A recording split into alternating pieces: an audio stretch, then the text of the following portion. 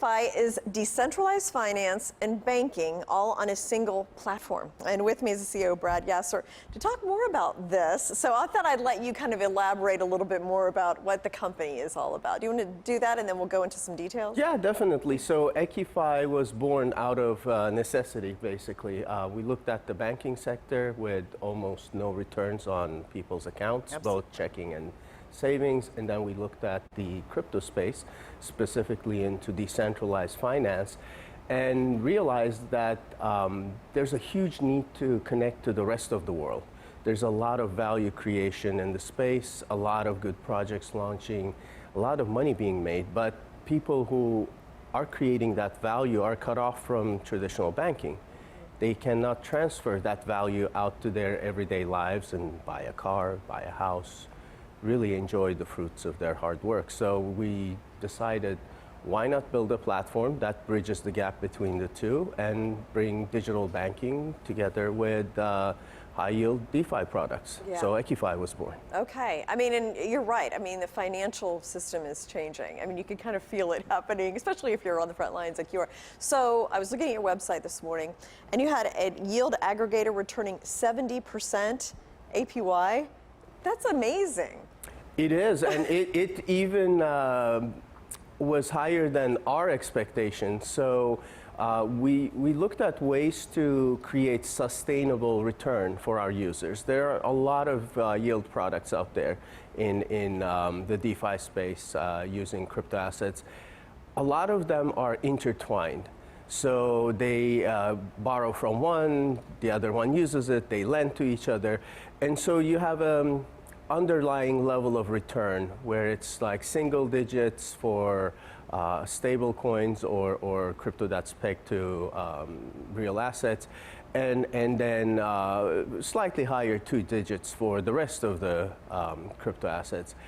We wanted to try something different and create a yield aggregator from scratch and do it based on liquidity pools and fees and what's going on in different projects,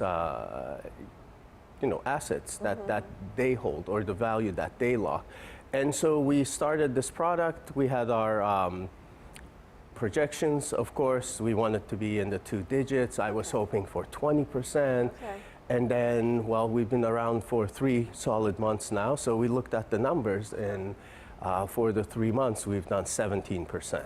7-0. So, well, 3 months, 1-7, then Okay. APY is over 70. I so see. like 72-ish. Okay. Yeah. And are these all underlying crypto assets that this aggregator is based on? Yes. Okay. Yes, that is correct. So, and how can somebody invest in that or get involved in that? Couple ways, and we're trying to simplify it as much as we can. Right now, if you own any crypto that's accepted on our platform, you can deposit it in the yield aggregator, and it's as simple as that. Okay. So you create an account on our website. And do you have the main crypto, like Bitcoin and Ethereum and stuff? Yeah, Okay. yeah, we have the main ones. Mm-hmm. But you just create an account, you go to the yield aggregator, you assign however much of your crypto you want to deploy, and it's as simple as that. In the future, this is very near future, so we're talking Q1, Q2. We want to get to a point where you log into your account and you can use your US dollars, your euros, your fiat money to just go into the yield aggregator. Okay, and so you can purchase it that way. Yes, Yeah. directly go into it. Okay, and the Metaverse. So you've got to play there as well. Well, the Metaverse has been growing exponentially. Yeah. I don't know if you remember Second Life from 2 decades ago, where people, there was a I remember Ready Player One. there was a Metaverse long before blockchain and crypto called Second Life, where people would build buildings, buy land, make real money because it was based on US dollars. Okay. And that really stuck with me, that people could find the same value they find in the real world in a virtual environment. Fast forward to this year with all the crypto metaverse projects either launching or fundraising or being in the news, we thought, okay, we want to be pioneers. How can we be pioneers in the metaverse and thought, well, how about being the only bank that serves the metaverse within the metaverse? So you don't have to go to a separate place to access your funds or check your accounts. You can do it if it's a virtual reality one where it's immersive. You put on your goggles and walk into, EQIFi. And if it's a 2D one, you scroll into it. But it's going to be very exciting because we're already in talks with 4 metaverses to launch a virtual presence in them. Oh, fascinating. Okay. And then finally, do you want to talk about the crypto index that you'll be having on the Nasdaq? Yes. So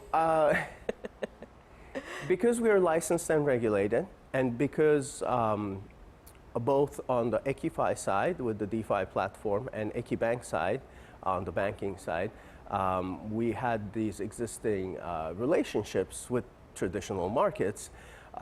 We started obviously talking to them, Nasdaq being one of them, and said, you guys want to start covering crypto a little bit, even if you're not going to list crypto assets on the exchange because of regulatory uncertainty, we understand that you may want to at least inform people about it. And that was really well received. So in partnership with Nasdaq, now we're working on a crypto index that's going to track regulated crypto projects, just like ours. So you can look at that and see how well the regulated projects are doing and compare it to the regular markets, compare it to the rest of the crypto. We thought that would be a really good way to show that if you do something in partnership with the regulators and the right way, for the lack of a better term, you will see the success and the results you're looking for. Is that a 2022 thing? Yes. Yeah? Yes, okay, it is. we'll look forward to that. Thank you so much for coming in. Thank you for having me.